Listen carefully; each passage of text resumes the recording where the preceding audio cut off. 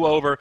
We're trying a different server. It will be the same drafts, and well, going to be a little bit of a redo here. So, fingers crossed. Servers, please make the best out of this kind of shitty situation. And just waiting for the players to ready themselves up. We should be able to get ourselves back in. And of course, we do apologize, kind of on behalf of Valve here, that the servers did kind of go kaput. Not a lot that we can do. And we have settled on just sticking with the same draft, just due to time constrictions and limitations. And the teams are fine with it. I mean, well, as fine as you can be out of a situation like this, which is obviously not ideal really for any of the players here. But we're just trying to make the best of it. I think it's okay. Like you mentioned, if the teams are fine with remaking same heroes, whatever. If they wanted to do a redraft, obviously it doesn't favor 4CL because if they were calling for a redraft, then we would consider it, yeah. And you got to kind of respect Alliance for not doing that, because it's very easy to just say, okay, let's do a redraft. Take like the longest amount of time you can. It takes like 10-15 minutes to finish the draft, and then they have to leave anyway. You know. Exactly. You can't put yourself in that position. Yeah, fair play. Fair play to both the teams for getting the show on the road nice and smoothly straight after. And fingers crossed that the servers don't go kaput once more. We are on a different server, so all should be good. We have moved over to the lovely land of Stockholm rather than Luxembourg. So let's see how that one goes down. But Alliance versus 4 Clovers, of course. And even though we're 40 minutes down the line, it is still the game 1 of this best of 3 here in the European semi-finals of our Elimination Mode tournament. I'm ODPixel. I'm here with Traskell. And the game is about to get underway, and we're seeing already kind of echoes of the last game. Bambo, he opts for a different place, but Ake, he's on top of it. He pings it out. Ake was able to get down this lane ward with a quick TP out, so he did see where Bambo was heading for that observer. So he'll be able to get rid of that one. No problems at all. It's kind of funny because the last time he placed a ward, he placed it at a different spot, and it didn't get dewarded, so... 30 seconds to battle. Oh wait, he didn't deward this one either. He was actually just kind of chilling around in the area. So he doesn't either have money for sentries, or he's waiting for somebody else to pinged it out. I think he's aware. He's aware. Okay. It was pinged out by us because of the lane ward that they popped down. They did see Bambo coming in because they got that down before. It looks like Alliance, they're switching it up for this time around. They're going to look for the top rune, looking for that fight. And with the Tusk, it is going to be a fight indeed. So, 4 Clovers have got to be careful. Ice Shard's coming out. It's a trap TGM, but EGM gets the Fisher. Loaded just using the Blade Fury straight up here. And it seems like we're going to have a little bit less of a bloodbath than what we had in game 1, as no one's going to die here and everyone's going to return to their respective lanes safe and sound. I just hope that Alliance can feel the kind of early game they had previously, because they were 5-0 up. Now, I don't think that mid was actually going as well as it could this game, just because of the massive CS difference between we and S4 due to that bottom fight. So things are obviously a little bit different now. We're just going to have to see what happens. It's going to be interesting how well Weeha performed this second time round. As you said in the first game, it was quite something, but it was given a fair few free waves because of the action going down around the bottom ring. And lane-wise, teams are going to stick with the same as they were running last time. This whole kind of Tusk, Juggernaut, Rubik trialing here on the bottom, trying to deal with the Bambo Spirit Breaker. And not quite sure what Bulldog finds so funny at the moment. Yeah, I don't know what they were talking about either, actually. He just laughed out of the blue, not sure what the deal is. Nice. Standard Bulldog, and he likes to have a bit of an early giggle. Certainly does. In the Raining Jungle, in fact, Bambo just trying to disrupt the pull-through. And Minus and Ake just fending him off, giving a lot of space for Loader to soak in the XP and get that CS down here behind his tower. And it's going to actually be a charge that's going to be cancelled here. And with the Ice Shards as well, there's nowhere for Bambo to go around that way. And, well, we saw the man die fairly early on in the first attempt of this game, and it may be the same this time. Bambo trying to duke it around the tree line, but Minus, Bulldog, and Ake are there with a chase down. And Bambo just doing what he can here, creating space in for the trees. And it's actually going to be mid-lane that Weeha finds the first blood. So Bambo paying it off there, allowing his team to get the first blood. So... well, even though he dies, I think he did the job right there, Andy. Space? I guess that's the standard response, right? When it takes like 45 seconds to a minute for the enemy team to actually kill you. But I mean, getting the first blood in middle lane, that's also going to be massive. And unfortunately, that puts S4 potentially in a worse situation than he was in the first game, just by having given him that solo kill. Because now there is going to be a big experience differential. Nice blink from Wee. Keeps himself alive. He's got the bottle up, gets that bounty rune. He's going to be okay in terms of regen. And Bulldog So he's actually left the top lane here, and he's already gone back into the jungle. So already sacking this top lane, which of course is going to give Swift Ending a lot of space here on the Bloodseeker. Of course, we do see this happen when the DS feels that he could be potentially giving away his life if he's stuck around any longer on the top. Mid lane CS-wise this time, 10 for 5, 9 for 5, a little bit closer here between Wii and S4. But S4 trying to turn it around, there's going to be the snowball coming through. Weehar will get the blink off, the stun will not connect. And now Weehar just trying to turn it around with the right clicks with the scream. Forcing Minus to retreat back over to his half of the map. Both himself and S4 incredibly low. He will have the south here. On bottom lane, Ake, he's found Bambo. Bambo trying to get himself close to the creep wave, get that XP. A loader already halfway through level 4, and the CS difference between the two carries is a little bit of a lead here for Swift Ending. I mean, he has got this free lane, whereas Loader having to worry about the Bambo Spirit Breaker down here on the bottom.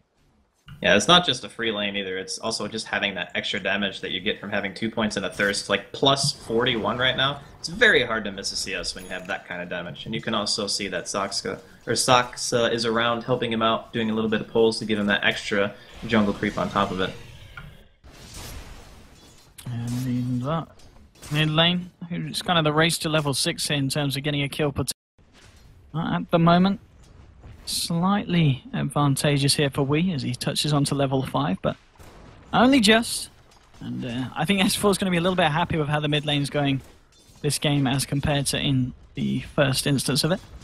EGM just on the side, still just sitting at level 1, but he really wants to try and find something with the Fisher. Oh, hang on, by the bottom rune, Ake, he's going to deny Bambo that double damage, and he's going to turn around and give him the slap, and quite some slap indeed with the DD. I think Bambo's going to go down here. One more right click from Ake, should do it. No, the stick charges are there. Ake's going to try and chase this down. S4 doesn't want to, realizes that Ake can finish that one off, and the Rubik will find the kill. Top lane going in onto Minot. Swift Ending moving in close as well. There's going to be TP reaction coming in. Snowball to buy some time here for Minot. Ake's turned up. Still popping the clarity. Hasn't quite got enough mana here for a Fade Bolt or Telekinesis, but doesn't need it as Saxa and Swift Ending are forced back by the TP reaction.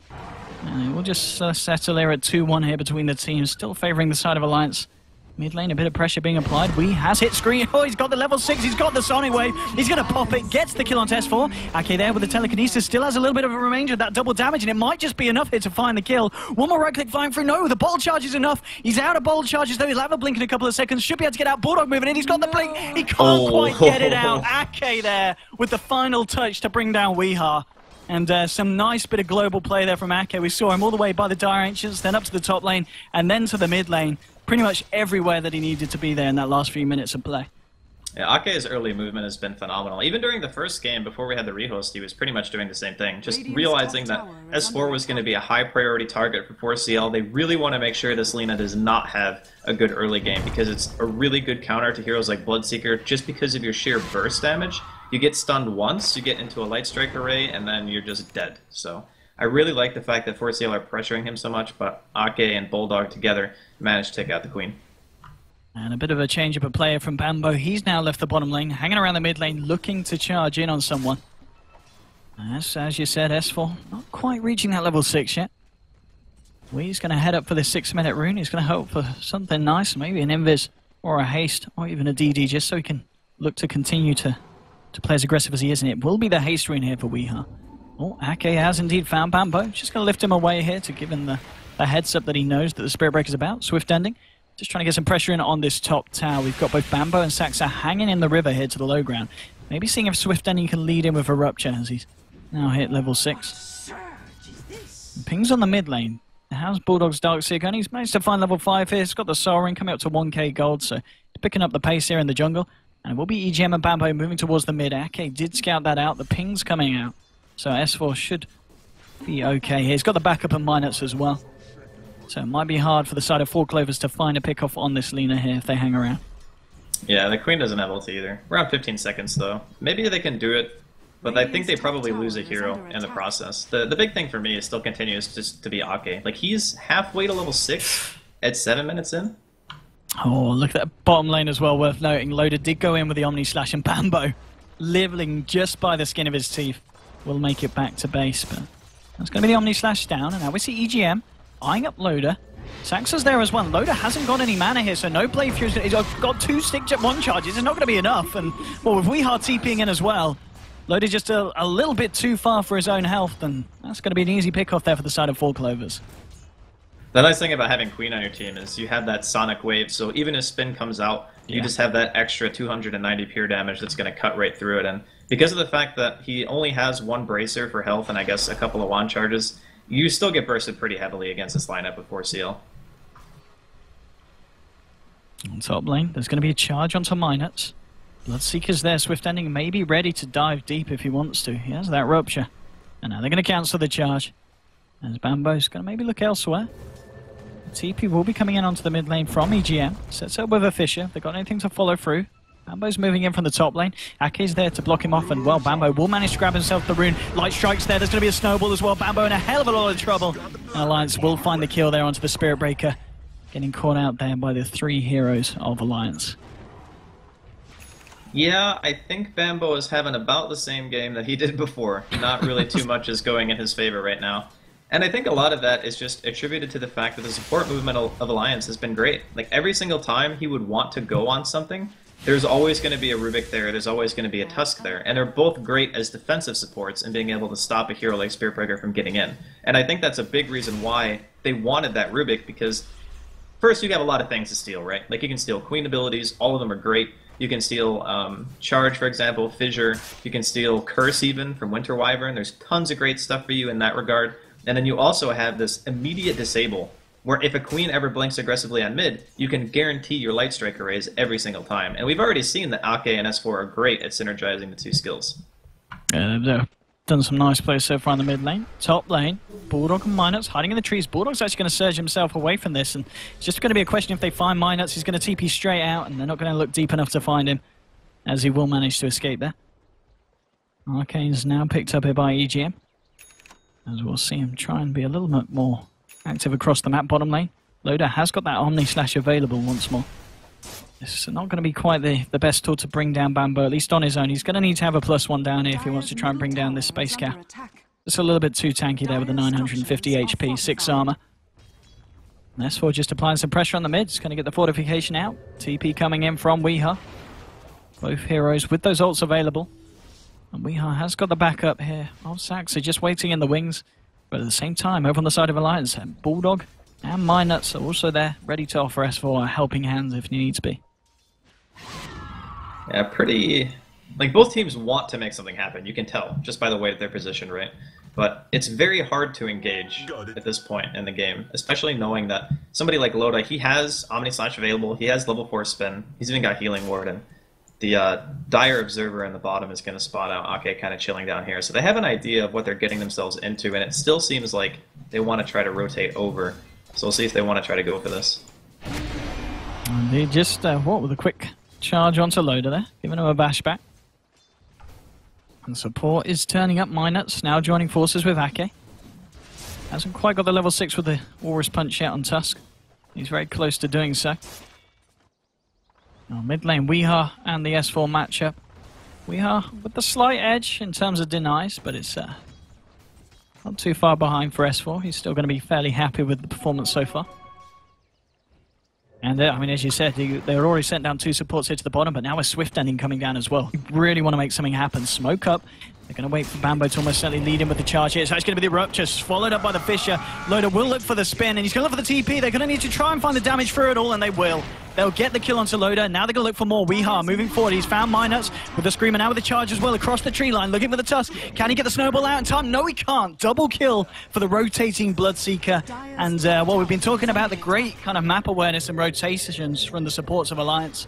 But the whole lineup there, 4 Clovers coming out on top, and maybe in the mid lane now with the Splinter Blast onto S4. Charges coming through as well from the bottom. Can S4 get himself out of this? He's out of 1 charges, out of bottle charges as well. We may just see Bambo go balls deep here. I don't think there's any reason for him to stop as he charges across the map. He's also got it. Oh no, he's going to cancel it. Dodges out the Light Strike array. Very smartly done, and now it's going to be Weeha. Blinking forward with the Sonic Wave, finds the kill. Minot snowballing forward, trying to find some kind of turnaround here for the side, but Weeha is going to pop the charges. He's going to have Blink in 3 seconds. He's just going to turn around and punch it. Wall's been dropped as well. He's got the Blink now, but no, he's going to stay there. He's going to go down. Bambo moving in. He needs a bash, but it's going to be the punches coming out instead. They will find the kill onto Touch. Now Bambo trying to get out with the Omni Slash. It's massive. It finds one. EGM pops the Echo. It's not going to do anything for the Blade Fury, and Loader will find himself a double kill in the mid lane. And it's a good job that Juggernaut turned up, because that pretty much just made that little bit of a trade even for the side of Alliance.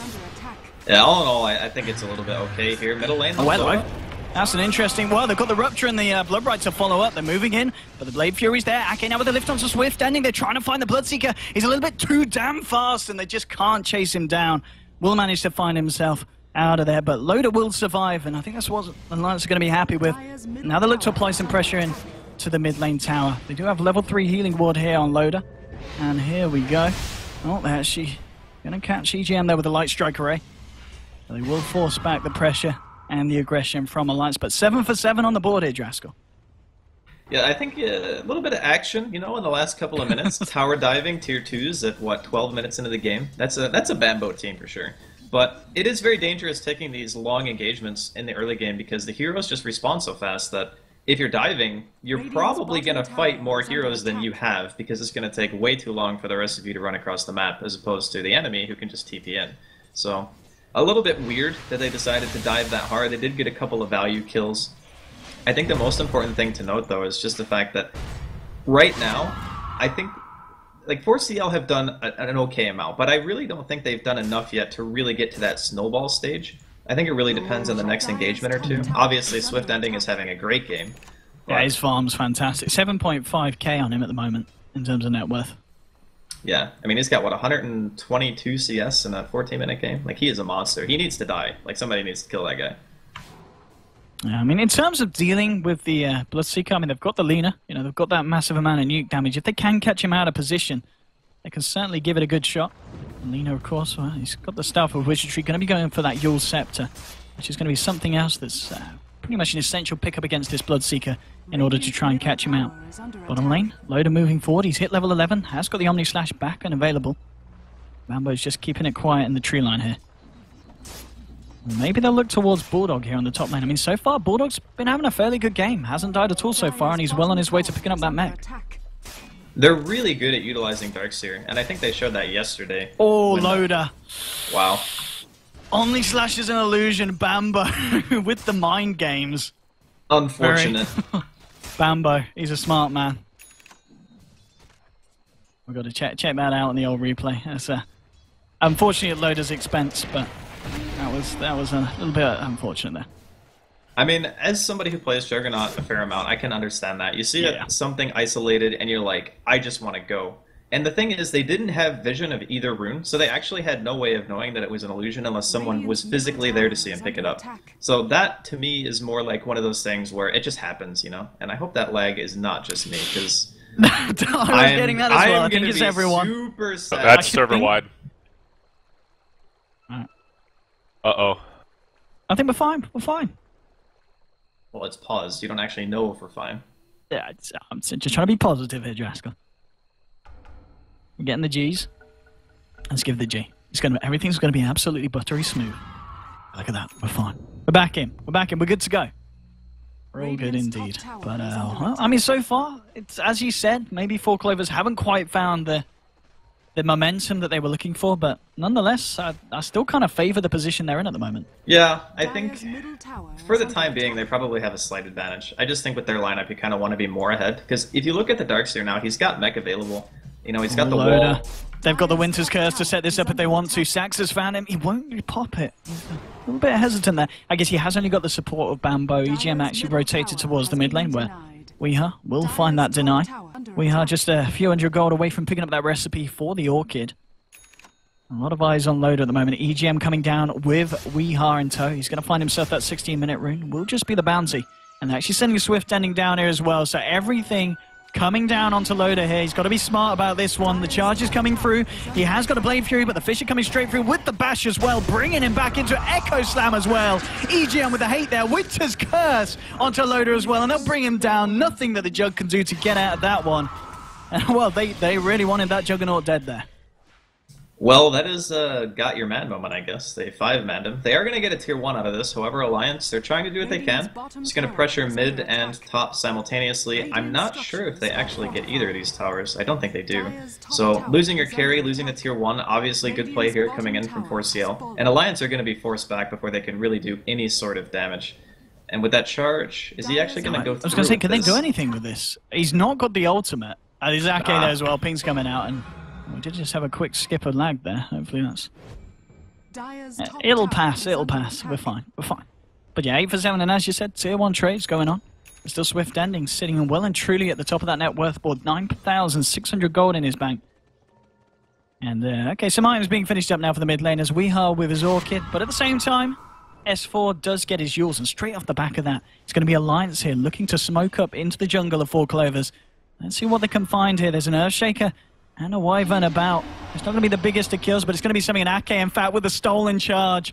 Looking to go full Bamboo here onto EGM with the lift up and everything. Light Strike, Snowball, Warrior's Punch to finish it off. The question is, can 4 Clovers try and fight off the back of this? It looks like they might want to. Swift Danny's going to move up into the jungle, but the Yules is there. Bamboo charging straight across the battle. Huge Sonic Wave. They catches 3. Light Strike comes out. The Blood Rush being laid down. They've got the wall, though. They found 2, but it's actually going to be 4 Clovers. They found 1 kill in return. Looking for the bashes onto Loader. There's the bash. They'll find one, and they should be able to bring him down. That's going to be the Jug down as well. 3 heroes down. Chasing down Ake. Weehar with a final right click. Double kill. Bulldog does to TP out. He'll be the only one to escape for Alliance.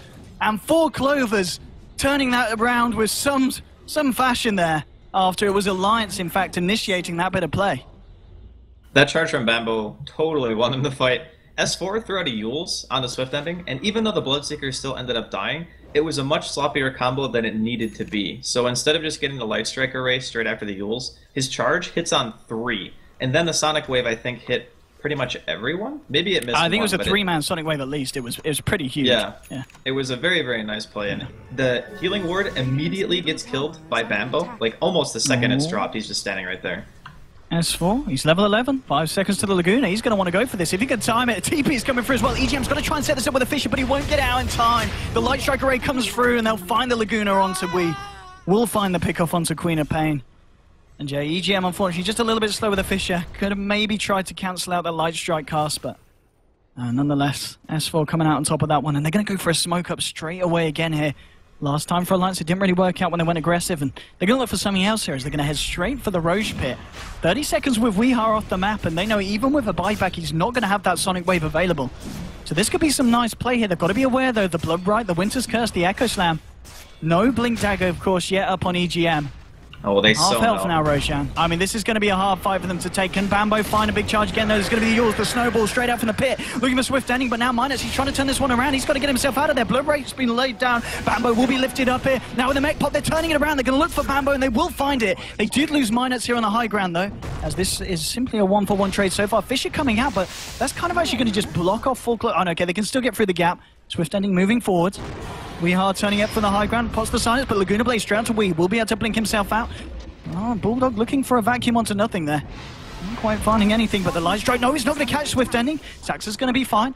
They have lost EGM there as Loader found the kill onto the Earthshaker there, I believe, with the Omni Slasher. It was indeed.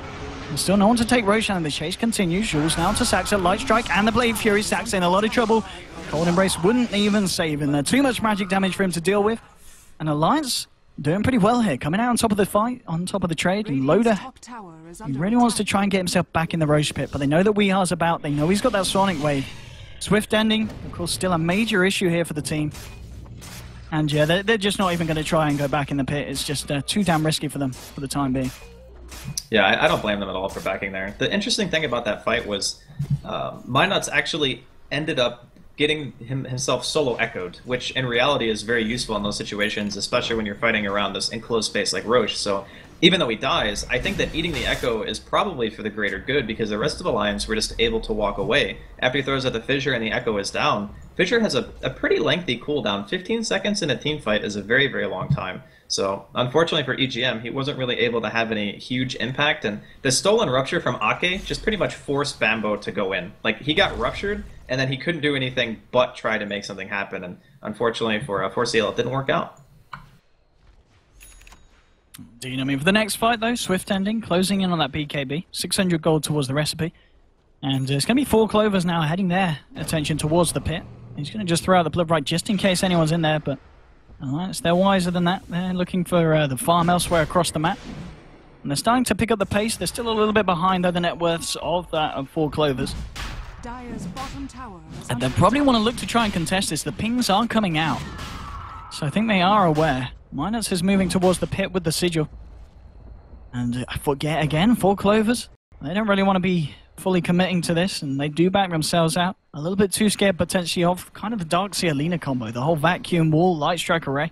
It's going to be a hard one for them to take. And Bambo, well, he's hiding up here on the high ground. Illusion's just going to come through here at the moment. Yeah, well, that'll be hit up straight away by the Roche, so they'll know that it's not really S4. There's an Invis Rune array. Okay, jumping straight onto Bulldog. If they can get Bulldog out of this fight before it even begins, this is pretty big. Now, there's no wall, no vacuum for them to worry about. And 4 Clover now in a much better position to re-enter the pit. Question is, can Alliance do anything to stop them without the Darkseer? Ake hanging around on the high ground. He wants to try and start something, but it's going to be hard without that Darkseer. Loda's there as well, and he's got the Invis Rune. And okay, Light Strike to set this one up, but S4 gets shut down by the Winter's Curse. Isn't going to be able to get out his combo. Loda moving in from the backside with the Blade Fury, but the Roche will go down. Weehar picks up the Aegis. Now he blinks forward. Sonic Wave onto Ake and S4. None of them to die as of yet. Will get themselves up to the high ground. Ball being popped, but now with the Light Strike, the Laguna, they turn it around. They bring down Weehar once. Snowball from Minus moving on to the Sexy Bambo. They will find the kill onto the Breaker. Weehar, of course, with the Aegis, will come back for round 2. And well, round 2 doesn't go well for Tusk. Minus to fall here as well as both Loda and Minus falling. They only find the kill onto Bambo. They did take the Aegis out of Weehar's hands, but again, another fight going the way of 4 Clovers. It was a really weird engagement. Like, first you see a curse, there's like no follow-up damage, it's pretty much just Rubik hitting S4. And then the fight really starts to kick off. Loda not even able to get off his Omni Slash, he got bashed into a charge, thrown into a Blood Ray, and then was just silenced until he was dead. And just to make sure that he was going to die, Swift Ending even ruptured him when he was at like 10% HP, so without that Omni going off, there was pretty much no way in a 4v5 situation, because obviously Bulldog got picked off before the fight really kicked off. That was a really hard fight to win. I would actually say that Alliance, even though they obviously lost out there, getting the Aegis off Wii is enough to say, okay, we did alright. Radiant's top tower In the moment in top lane, Bulldog just pushing it out. 4 Clovers sticking very much together here at this point. And Weehar's actually going to be going for kind of an early-ish BKB after his Orchid. He's looking to build kind of defensively, and I mean, it might certainly make sense against the heroes that Alliance have got. Not wanting to be caught out in these fights and ensure that he can blink himself all around without getting taken down and stun-locked by the side of Alliance. The biggest problem right now for Alliance, and as you mentioned BKB, I just kind of want to emphasize the importance of those pickups for 4CL. Because currently, S4 doesn't have Aghanims.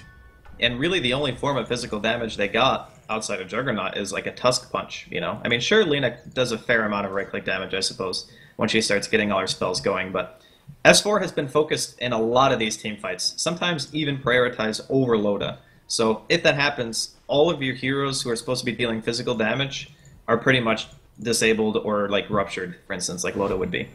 I feel like once those BKBs are out, Alliance are going to have a really rough 5 to 10 minutes waiting for S4 to bridge that gap between getting the Aghanims up so we can actually contribute during that phase.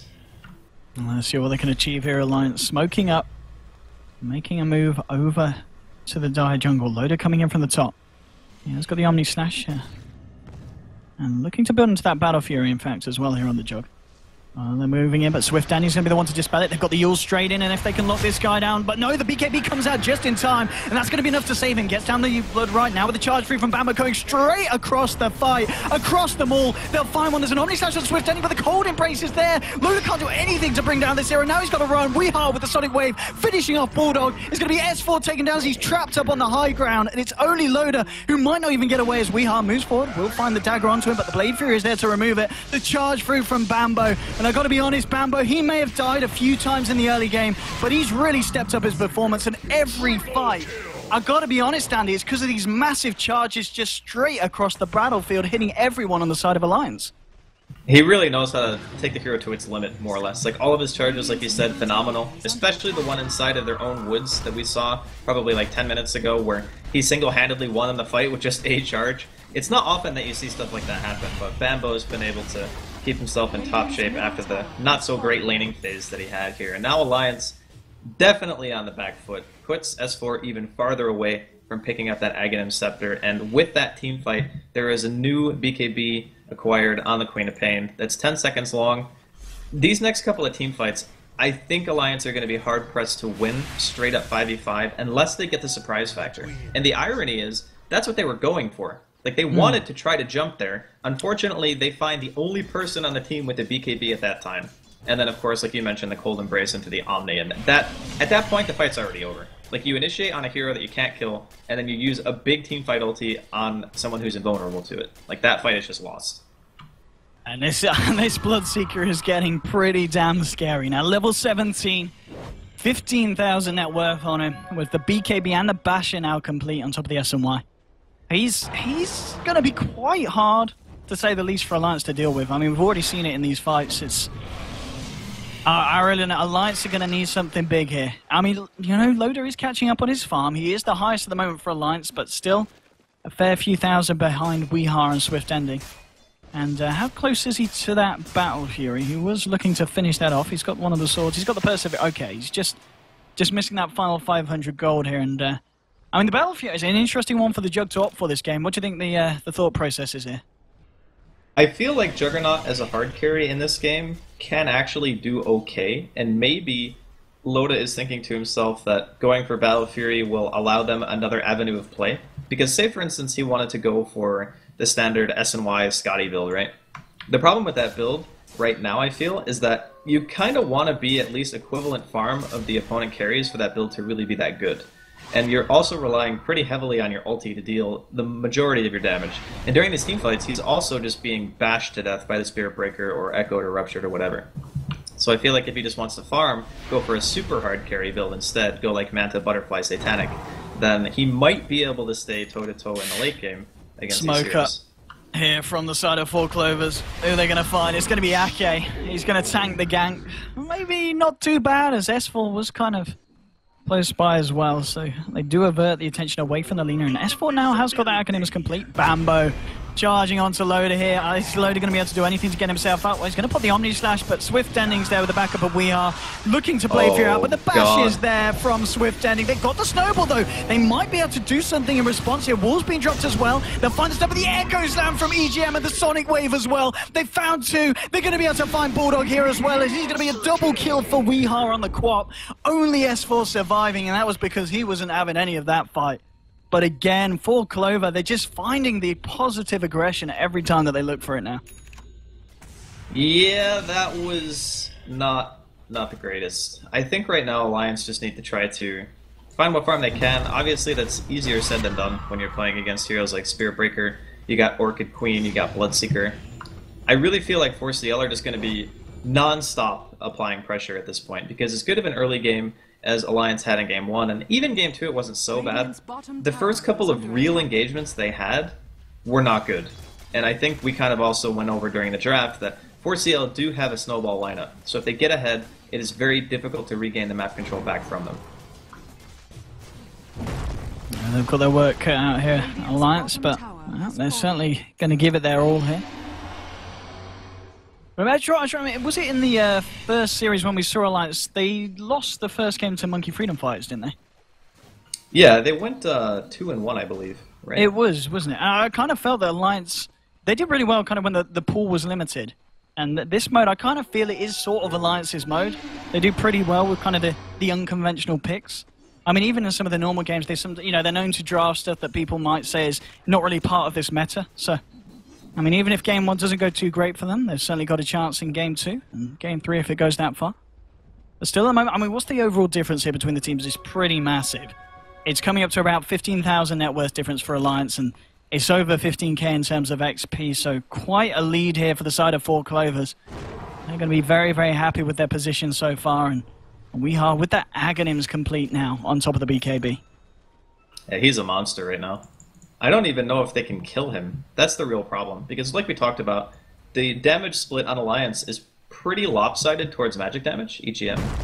Oh, he's found Miner. It's very nice indeed. 4 staffing forward, and now with the Orchid, Weehar going to work on him. There'll be a charge as well from Bambo. Just actually crossing past, he's got his eyes on something else. He's looking for Bulldog. Will find the greater bash here, and they'll look to bash him backwards.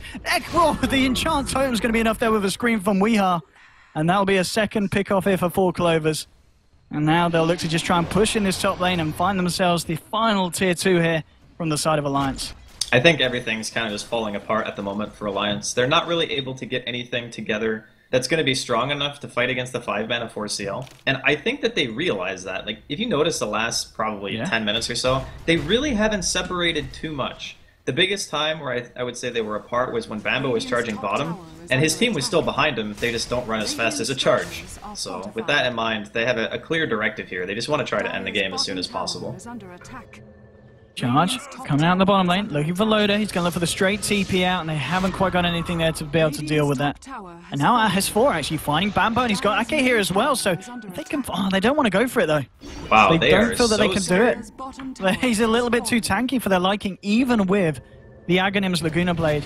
They just feel they can't do it. Now with Swift Ending moving forward, they've found Ake here with the charge. Turns around with a Feybolt. Weehar's there to join the party, and it's a godlike streak now for his queen. I mean, Weehar's performance, 16 kills, 6 assists, only died the 3 times. He's quite a queen player. I mean, he got a solo kill on his 4 middle lane, so that just goes to show that winning the lane the first game wasn't a fluke. You could easily say that coming to a lane a level down should make you win, but he definitely won the lane this game. And there we go. We were talking about the Bloodseeker earlier, but now with the Aegis and the completed Abyssal Blade. I really don't know, man. Alliance are going to need something spectacular to turn this one around. And I mean, in favor of great Dota, I kind of hope to see it come out from them, but I don't know how they're going to be able to do anything really to turn this around now, because they've just got too far ahead for Clovers. The way that the fight could go good for Alliance is if the BKBs are baited out and wasted. So the Bloodseeker, and the, who else is BKB? Bambo, yeah. They have 3 BKBs, so if they can bait out BKB and potentially just kite it inside of their base and force CL into a situation where they overextend, that's pretty much the only way they're going to win a fight. The downside is that Swift Ending has Aegis, so even if he dies once, he can just BKB after he respawns, so it's pretty tough. Here we go at the mid lane, ready to try and break the high ground. All Clover, just waiting for the creep wave to move in. But Alliance, they're ready and waiting. They're ready to take this fight full on.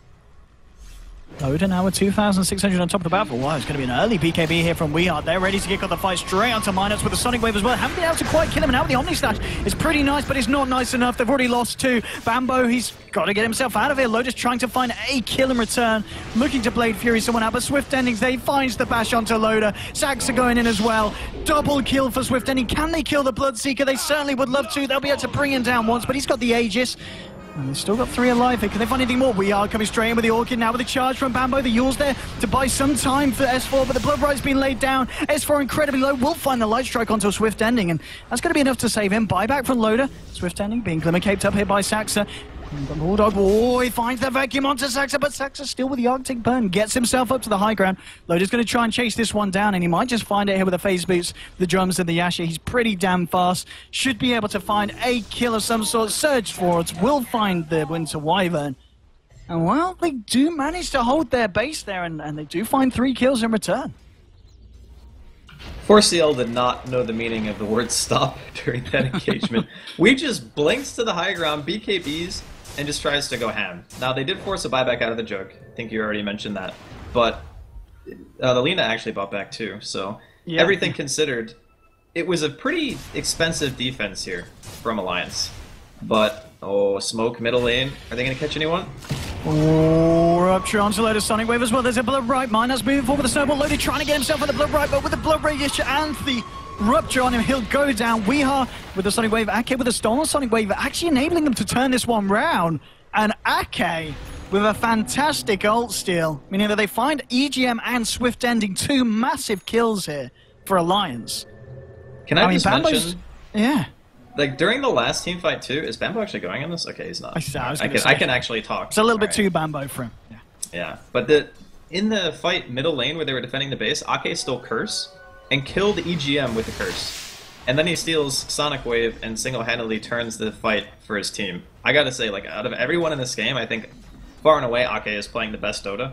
And if they manage to stay in the game and ultimately win, it's pretty much going to be because of his last couple of plays. Like, this is the... he's done some great stuff, yeah. This is the integral part of the game where if you lose one bad team fight, it's just over for you. Because 4CL have so much farm that your base cannot live long enough to respawn, more or less. So if you die and you don't have buyback, that's just it. I mean, after that, Loday's a little bit poorer. I did see him sing on about 2,400 now. Just sing on the 1,100 on top of his Battle Fury, but if they can find the space for him to get that farm, they've still got a chance. Saxa just getting down a nice aggressive Observer Ward here on the top lane. Bottom lane, we are moving forward. He's got the ultimate orb picked up. Do you imagine he's just going to look straight for the Scythe this game? Yeah, I think that's definitely a fair play, because Juggernaut is one of those heroes where eventually he might pick up Manta, then your Orchid is not really as useful as it was before. And I wouldn't even be shocked to see Loda pick that up as his next choice for that sole reason. But the Hex just allows you that guaranteed, I'm going to disable you, allows my team to actually catch up, whereas Orchid is only just a silence. They can just keep walking away. So there's a ton of utility behind it. On mid lane, 4 Clovers, just for the moment, just holding it a little bit more defensively. Let's see what they do now. There we go. That's what we like to see. They picked up a smoke, getting themselves in position here as the courier flies out, and they'll almost certainly look to try and look to fight Alliance head on. Oh, here we go, leading the way, Bambo, looking for a charge opportunity. Pings are coming out on top and mid. Well, they're gonna... Looks like they're gonna decide on the top lane. Charge onto S4. Bulldog and Loda are there. Loda does have that Omni Slash available. Getting nice and close to Person. Here we go. Can they do anything in reaction? But no, the Winter's Curse straight onto Loda. Did manage to get out that Blade Fury. BKB's being popped and out with the ult. Loda just disintegrates. Now dead for 70 seconds. No buyback here on this Juggernaut. And that was the pick off that 4 Clover. Well, they'll be very, very happy with that one, taking down the Jug. At first it seemed like there might have been some turn potential from Alliance because they used Curse when the Juggernaut was spinning. But unfortunately, 4CL's farm advantage is still insane. Like, they have over 15,000 net worth and experience lead at this point, so maybe OK isn't good enough for Alliance. They really need the perfect team fight. Bottom lane Bambo just looking to push in as well. And looking towards Roshan. Roshan not quite up yet. Just thanks to Reborn, we ourselves aren't too sure when it's going to reappear, but I imagine it'll be sometime soon. It feels like quite a while ago they got Roshan lost. Yeah, I think it's probably another 2 or 3 minutes. That would be my guess. I didn't actually take note of the Roshan timer as it died, so I don't even do that when I play. I'm actually awful. Should really do that. Oh, okay, got a minute's time. 33 to 18. Net worth not looking any better ready for Alliance. They did manage to have that little bit of a pullback as they brought it round, but it was just about a 3,000 or so swing. It's pretty much returned to the lead that 4 Clover had already accumulated, and same story really in terms of XP. Yeah. Still, I mean, what's the plan here for Alliance? Do they just kind of have to wait for the fight to come to them now? Is it just too risky for them to leave the base themselves really and look for aggressive plays? The problem that they're having right now is their form of initiation is hard countered by BKB. So there's 2 ways that you can start a fight as Alliance. The first is Yule's into Light Strike Array. The second is pretty much just throwing out a snowball and hoping for the best. The problem with both of those abilities is that they can be BKB'd off. And as soon as that happens, most of these players have pretty good reflexes, so you would imagine that at the very least a snowball would be BKB'd, if not a Yule's combo, right? When that happens, your whole form of initiation and solo killing a hero is already out the window. Like, at that point, you're already behind. It's like, okay, well, we can't kill this guy. They're BKB'd, they can turn on us, and then we can't do much. So it's really difficult to do something aggressive like that unless you're sure you're going to find a target that can't deal with it, like maybe the Shaker or maybe the Winter Wyvern. Like, those are the ideal targets that you would find in a smoke. But then you have the other problem of, okay, well, their cores are really farmed. Like, that Bloodseeker is massive, and Bambo's even starting to get a little bit up there in net worth, and of course you have Wii, who is also gigantic, so yeah, it's tough. When you're in these situations, it's usually best to let the enemy team come to you, try to breach high ground, get a good back wall, maybe after the BKBs are down, and hope for the best. Well, they're moving out quite aggressively in the mid lane. Both Loda and Ake just hit by the Ancients. On that high ground, it's going to be the Radiant jungle that's on the menu here for Weeha as he just cleans this up here on the Quap. Way up to 2,800 on top of his ultimate orb, so closing in on that money for that Hex if he wishes to do so. And Bambo hanging in the pit here. They really want to try and find this Roche. They know it's going to be up any second, any minute. And it's going to be Alliance. They are going to smoke up. The question is, what are they going to do with this? Where are they going to head? Maybe towards the Roche pit themselves, or are they going to waste time in the Dire jungle? They haven't really got the best of vision out across the map. So they're going to have to hazard a guess at where to find the side of 4 Clovers, and well, they're going to get it right. They're heading towards the pit, but they're waiting, ready and waiting for them here. If Loda reveals himself, which he will, Weeha's actually going to blink back here. out of the fight. Bambo with the BKB won't be able to quite find the ultimate here. S4 with the Yules will be able to get himself out as well. Now it's just going to be Loda trying to retreat, but the charge is there from Bambo. Rupture as well. Ake's got to do something amazing today, but it's been Winter's cursed up. The wall will get dropped very nicely here by Bulldog. Sonic Wave flies through as well, though. They've taken down Loda. Now, can they find anything in return? Snowball forward. They'll find the Winter Wyvern, but now it's going to be the Abyssal. They'll find the Lina. They'll find S4. Looking for Ake as well. He does cold embrace himself, but he's only prolonging the inevitable. He'll fall as well. 3 heroes to die on the side of Alliance, and they might even find My Nuts as well. Weehard chasing him out through the jungle. He's got the blink, and he's going to go for it. Moving in onto My Nuts, he'll pop out the sigil, turns around for a quick punch, but at this point just doesn't do enough to Weehar. Charges come through as well from Bambo, and that's going to be a beyond godlike streak here for Weehar. 37 for 19 and a 4-for-1 trade, once again favoring the side of 4 Clovers. I don't know, after a fight like that, what do you really do if you're Alliance? They just don't have enough farm. That's simply the biggest problem. Even though during the fights, Ake almost got himself out. He was about a second away from stealing Curse again, but unfortunately he was actually the target of the Curse. So he blinked the high ground and got Curse at the same time. So instead of being able to get it, he ends up taking Cold Embrace, and maybe a good Curse could have turned that around for them, but unfortunately that's not the case. So here come 4CL down middle lane. They're going to be able to get this middle set of racks with relative ease. There is no glyph right now from Alliance, and no buyback actually either, so I believe all of them should be able to just retreat, and maybe they even hang around, although they are missing their Shaker right now and the Wyvern. Yeah, and Roche is back up now, so they may very well play it safe and look to try and get the Aegis under their belt before they go back into the base of Alliance. EGM scouted that one out. Yes. And EGM himself, in fact, well, he's closing in on the money here for a Lotus Orb. Just needs to finish off that Perseverance. Got about 900 gold to go before he's got that. That's going to be very nice. And talking about Lotus Orbs, there's already one on Bambo. He's got his Lotus Orb complete.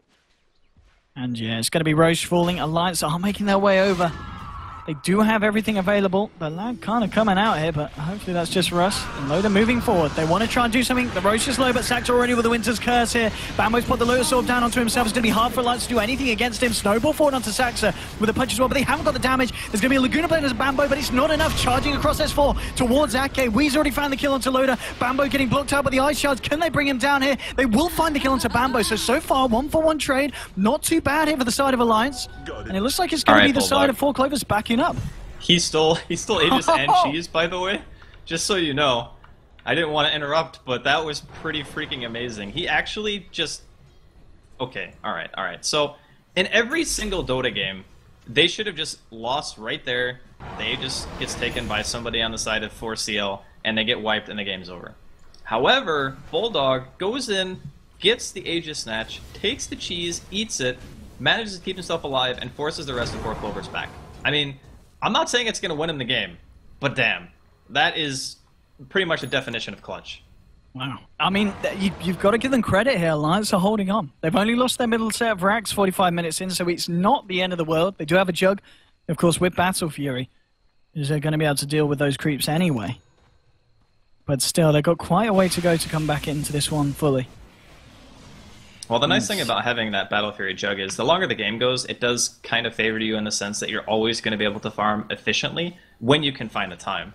The biggest issue that Alliance have been running into is they can't find the time. They just don't have any space. Well, looks like even though they didn't get the Roche, they didn't get the Aegis, they didn't get the cheese, they're going to go for a push here on this bottom lane. 4 Clovers still feeling they're in the driver's seat at the moment. And Alliance, well, S4 just pushing out the mid, 2,200 on him, on top of the Yule Zag, so we'll see what he decides to go for. And Swift Ending coming down to jungle on the bottom, did finish off that Lincoln Sphere, so going to make it a lot harder for heroes like the Lina to catch him out. But I mean, well, do you feel this is the start of Alliance turning it? I mean, in terms of net worth, it hasn't really done anything off the back of that. It's kind of leveled out, but it's still leveling out a huge advantage for 4 Clovers. Yeah, I mean, it's like I mentioned before, it's not necessarily that play is going to turn the game in a huge way for Alliance, it's just more like, it was really damn good by Bulldog to be able to make that happen, and if, for whatever reason, 4CL don't manage to go high ground again and get a second set of racks, it's going to be because of that play. So it's one of those things where you look back and, look at this. Here we go. They're going straight for it, charging to Loda. The Fisher comes out straight away, and Loda will get 4-staffed out, but now the Winter's Curse onto S4. Oh, but the Echo Slam, everything! 2 heroes dropping. The Aegis is there for Bulldog. Can they do anything to turn this, though? The charge is there. Swift Ending moving forward, the bash. He will get forced over the Fisher here. Very nicely. Wall's been dropped it. Swift Ending. Oh, Light Strike coming through. Snowball onto 3. Moorish Punch as well, but now is Minus caught amidst the entirety of 4 Clovers. Will get himself up to the higher ground, but he's going to fall. And now we're at a position where there are 3 heroes dead on the side of Alliance. Neither of them with buyback. It's only this Darkseer and Alina left in the fray. They'll find a nice Light Strike. S4 trying to do his best, but he's silenced up. He will have the Yules to buy himself sometime. Bambo going straight for the charge onto Bulldog. The Sonic Wave finishes off S4, and GG is called. 4 Clovers take game 1.